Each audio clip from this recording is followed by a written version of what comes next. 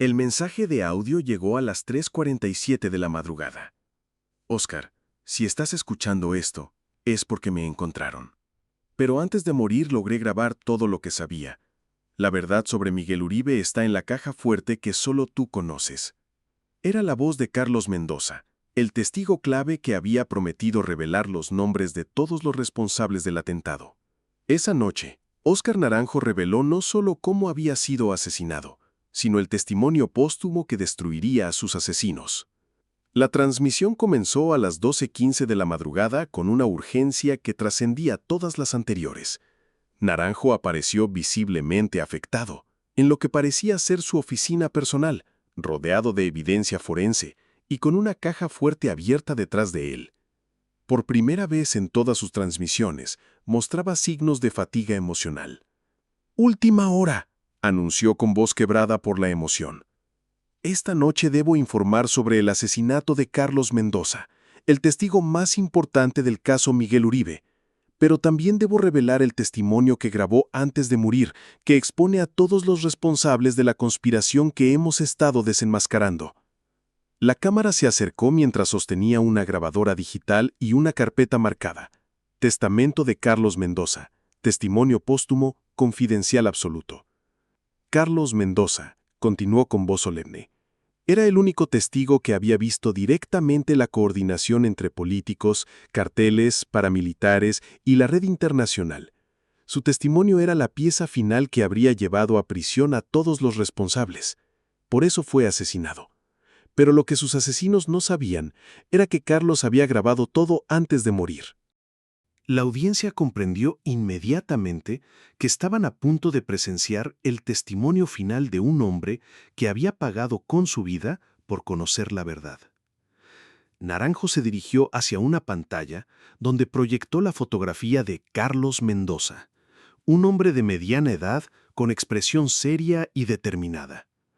Carlos Mendoza López, reveló, 42 años, ingeniero industrial, contador público, especialista en análisis financiero. También era el coordinador logístico que había manejado las transferencias de dinero para la red criminal durante 3 años antes de decidir colaborar con la justicia. Mostró el expediente completo. Carlos no era un testigo accidental que había visto algo por casualidad. Era un infiltrado voluntario que había documentado meticulosamente toda la operación criminal desde adentro, arriesgando su vida para obtener evidencia que ninguna investigación externa habría podido conseguir. Durante 36 meses, continuó, Carlos había registrado nombres completos de coordinadores, cuentas bancarias específicas, fechas exactas de reuniones, grabaciones secretas de conversaciones, fotografías de documentos clasificados, incluso videos de entregas de dinero en efectivo. La información que Carlos poseía era devastadora para toda la red. Lo más importante, enfatizó Naranjo, es que Carlos había documentado la reunión donde se decidió específicamente asesinar a Miguel Uribe. Tenía nombres, fechas, montos exactos y hasta la grabación completa de la conversación donde se planificó el atentado. ¿Puedes imaginar el valor que se necesita para infiltrar una red criminal durante 3 años, sabiendo que un error significa muerte segura? Naranjo procedió a explicar las medidas extraordinarias que se habían tomado para proteger a Carlos después de que decidiera testificar. Cuando Carlos se acercó a nosotros hace 4 meses, explicó, sabíamos que era el testigo más valioso y también el más amenazado en la historia del crimen organizado colombiano. Por eso, implementamos el protocolo de protección más avanzado jamás utilizado en el país. Mostró el plan de protección. Nivel 5 de protección, el más alto disponible. Casa blindada en ubicación ultra secreta, 3 guardaespaldas especializados rotando en turnos de 8 horas, comunicación satelital encriptada, identidad completamente nueva con documentación respaldada por agencias internacionales. La ubicación, continuó, era conocida solo por 12 personas. Carlos mismo, sus 3 guardaespaldas, 2 coordinadores de seguridad, un técnico en comunicaciones. 2 supervisores de logística, el director del programa y yo. Cada uno había sido verificado mediante polígrafo, análisis psicológico y auditorías financieras. El nivel de seguridad parecía impenetrable. Además, agregó, Carlos tenía protocolos de emergencia, botón de pánico con respuesta inmediata, comunicación diaria obligatoria, rutas de escape múltiples, incluso un helicóptero en stand-by permanente para evacuación de emergencia. Por 4 meses, el sistema funcionó perfectamente. Carlos se sentía seguro, estaba preparando su testimonio detallado y había comenzado a identificar evidencia adicional que fortalecería el caso. Naranjo reveló entonces cómo había sido asesinado Carlos a pesar de las medidas de protección que parecían impregnables. El 23 de octubre, a las 2:15 de la madrugada, explicó con voz tensa. Los sistemas de alarma de la casa blindada se activaron. Los guardaespaldas respondieron inmediatamente, pero encontraron a Carlos muerto en su habitación. La casa no había sido violentada, no había signos de lucha, no había evidencia de intrusos. Mostró el reporte forense inicial. La autopsia preliminar sugería muerte natural, paro cardíaco. Carlos tenía antecedentes de problemas cardíacos menores. Estaba bajo estrés extremo y la muerte parecía consistente con condiciones médicas preexistentes. Pero algo no cuadraba, continuó. Los guardaespaldas reportaron que Carlos había estado revisando documentos importantes hasta muy tarde. Su computador estaba encendido, tenía archivos abiertos y parecía estar trabajando activamente cuando murió. Más sospechoso aún, el sistema de grabación de seguridad interna había fallado exactamente durante las 2 horas previas a su muerte. Una falla técnica aparentemente aleatoria en el momento más crítico. La coincidencia era demasiado grande para ser creíble. Ordené una segunda autopsia con especialistas internacionales, reveló. Los resultados fueron escalofriantes. Carlos había sido envenenado con una toxina militar que simula paro cardíaco natural. La sustancia es indetectable con análisis forenses rutinarios y se metaboliza completamente en menos de 6 horas. Naranjo procedió a exponer cómo los asesinos habían logrado penetrar el sistema de protección aparentemente impenetrable. La investigación sobre la muerte de Carlos, explicó, reveló que uno de los 12 conocedores de su ubicación había sido infiltrado por la red criminal. No era un colaborador voluntario. Había sido chantajeado y manipulado durante meses hasta convertirlo en un operador involuntario. Mostró la fotografía del infiltrado. Técnico en comunicaciones, Roberto Vázquez, 15 años de servicio impecable, especialista en sistemas de seguridad, acceso total a protocolos de protección. También era padre de una hija con leucemia que requería tratamiento médico costoso en el exterior. La red criminal, continuó, había identificado esta vulnerabilidad hace 6 meses. Comenzaron ofreciendo ayuda médica aparentemente altruista para la hija de Vázquez. Gradualmente, la ayuda se convirtió en dependencia y la dependencia en chantaje. Vázquez no sabía inicialmente que estaba colaborando con criminales. Le dijeron que era una operación de inteligencia nacional clasificada. Solo cuando fue demasiado tarde, comprendió que había sido manipulado para traicionar a Carlos. El proceso de infiltración había sido psicológicamente sofisticado y moralmente destructivo. Vázquez proporcionó, reveló Naranjo, información específica sobre rutinas de Carlos, horarios de guardias, protocolos de comunicación y, crucialmente, el código para desactivar temporalmente el sistema de grabación de seguridad. Pero Carlos había sospechado que algo estaba mal. Naranjo reveló entonces la existencia de un sistema de grabación personal que Carlos había instalado sin conocimiento del programa de protección. 3 días antes de su muerte, explicó, Carlos me envió un mensaje encriptado diciendo que sospechaba infiltración en su seguridad. Había notado pequeñas inconsistencias, cambios mínimos en rutinas, preguntas aparentemente inocentes de personal de protección, fallas técnicas demasiado convenientes. Por eso, continuó, Carlos instaló su propio sistema de grabación, una cámara oculta y un micrófono direccional conectados a un servidor externo que yo desconocía. Si algo le pasaba, la evidencia sería enviada automáticamente a una dirección que solo yo conocía. Naranjo mostró el dispositivo. Esta grabadora recibió 47 minutos de audio y video de los últimos momentos de Carlos. Incluye la llegada de sus asesinos, su asesinato y sus últimas palabras dirigidas a mí.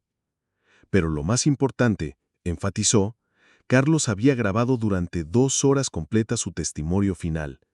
Todos los nombres, todas las cuentas, todas las operaciones, todos los responsables del atentado contra Miguel Uribe. Naranjo activó el reproductor de audio y comenzó a transmitir las últimas palabras de Carlos Mendoza.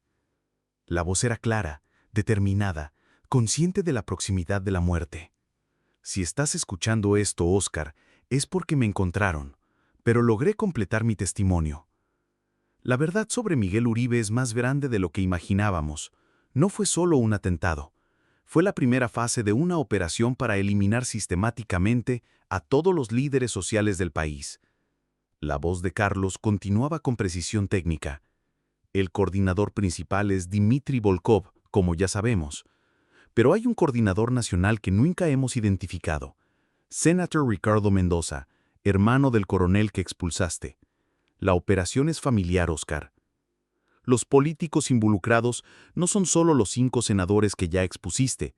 Hay 12 más, incluyendo 2 expresidentes que proporcionaron protección política a la red durante décadas. El testimonio incluía nombres específicos, fechas exactas y detalles operativos que ninguna otra fuente había podido proporcionar. Los carteles unificados tenían un plan de 18 meses. Eliminar 89 líderes sociales, financiar campañas políticas que garantizaran control total del Congreso y establecer una narcodemocracia donde el crimen organizado controlara todas las instituciones. Miguel Uribe era el objetivo número 1 porque sus investigaciones habían descubierto no solo el lavado de activos, sino todo el plan de captura del Estado. Por eso la reacción fue tan desproporcionada. No estaban protegiendo una operación criminal, estaban protegiendo un proyecto de país. El testimonio de Carlos incluía identificación específica de quienes habían coordinado su asesinato. Los que vienen a matarme, continuaba la grabación, son un equipo de 3 especialistas enviados directamente por Dmitry Volkov. Llegaron al país hace 72 horas con documentación diplomática falsa. Sus nombres reales son Alexander Petrov, especialista en envenenamiento; Mikhail Ivanov, experto en infiltración; Natasha Volkov, coordinadora y sobrina de Dmitry. Sobornaron a Vázquez con 500 millones de pesos y amenazas contra su hija. Vázquez no quería traicionarme, pero no tuvo opción. Espero que lo trates con compasión, Óscar. Es víctima tanto como yo. La toxina que van a usar se llama Novichok B, variante militar desarrollada en laboratorios rusos. Simula paro cardíaco natural y es indetectable con autopsias estándar. Solo análisis especializados en toxinas militares pueden identificarla. La precisión de la información era escalofriante y profética. Ya puedo escuchar que han penetrado la casa. Vázquez desactivó las alarmas como le ordenaron. Mis guardaespaldas no saben que están llegando. En unos minutos estaré muerto, pero mi testimonio sobrevivirá. Carlos había utilizado sus últimos minutos de vida para revelar la ubicación de evidencia adicional que había ocultado como respaldo. Óscar, continuaba la grabación con urgencia creciente. En la caja fuerte que conoces, hay más que mi testimonio. Hay 2.3 terabytes de información que documenta toda la operación, transferencias bancarias completas, grabaciones de 47 reuniones criminales, correspondencia entre políticos y carteles, incluso videos de entregas de dinero. También hay una lista de los próximos 88 objetivos después de Miguel Uribe. Todos los líderes sociales, periodistas y políticos honestos que planeaban eliminar. Con esta información puedes prevenir 88 asesinatos más. Pero lo más importante, enfatizó, hay evidencia de operaciones similares en otros países. Esta red no opera solo en Colombia. Tienen planes activos para capturar estados en Venezuela, Ecuador, Perú y Bolivia. Somos el proyecto piloto, Óscar. Ya llegaron. Puedo escuchar sus voces. Vázquez les está dando acceso. Perdónalo, Oscar. Él también es víctima. Y protege a Miguel Uribe. Su supervivencia es la única esperanza de detener esto. La grabación continuaba con los sonidos del asesinato mismo. Naranjo advirtió a la audiencia antes de reproducir los momentos finales. Lo que van a escuchar, advirtió, son los últimos minutos de vida de Carlos. Es perturbador, pero es evidencia crucial para procesar a sus asesinos. Se escuchaban pasos, voces en ruso, una conversación breve en inglés entre los asesinos y Carlos. Carlos Mendoza, you have been very problematic for our organization. I know who you are. Alexander Petrov, Mikhail Ivanov, Natasha Volkov. Your faces are already recorded and transmitted to safe servers. That doesn't matter. You will be dead in 3 minutes. But my testimony will destroy your entire operation. Dmitry Volkov's network will fall. Perhaps, but 88 other targets will still die your death. It's just the beginning. Los sonidos que siguieron eran escalofriantes. Forcejeo breve, Carlos siendo inmovilizado, la administración de la toxina y finalmente silencio. Con toda la evidencia del asesinato de Carlos expuesta, Naranjo anunció la operación inmediata para capturar a sus asesinos. En este momento, declaró con autoridad, se está ejecutando la Operación Venganza, diseñada específicamente para capturar al equipo de asesinos de Carlos y desmantelar la célula operativa que coordinó su muerte. Activó pantallas que mostraban operativos en tiempo real. Aeropuerto El Dorado. Interceptado el vuelo donde intentaban escapar los 3 asesinos. Alexander Petrov capturado mientras abordaba. Mikhail Ivanov arrestado en la sala VIP. Natasha Volkov detenida en el control de migración. También, continuó, estamos ejecutando capturas coordinadas de toda la red de apoyo local. 23 facilitadores que proporcionaron logística, 12 proveedores de documentación falsa, 8 operadores financieros que manejaron los pagos. Roberto Vázquez se entregó voluntariamente y está cooperando completamente con la investigación. Comprende la gravedad de su error, pero también reconoce que fue víctima de manipulación psicológica sofisticada. Naranjo se dirigió directamente a la cámara para hablar sobre el legado de Carlos Mendoza. Carlos Mendoza murió para que la verdad sobre Miguel Uribe pudiera ser conocida, declaró con voz emocionada. Su sacrificio no será en vano. Cada nombre que proporcionó, cada cuenta que documentó, cada operación que expuso, será utilizado para desmantelar completamente la red que lo asesinó.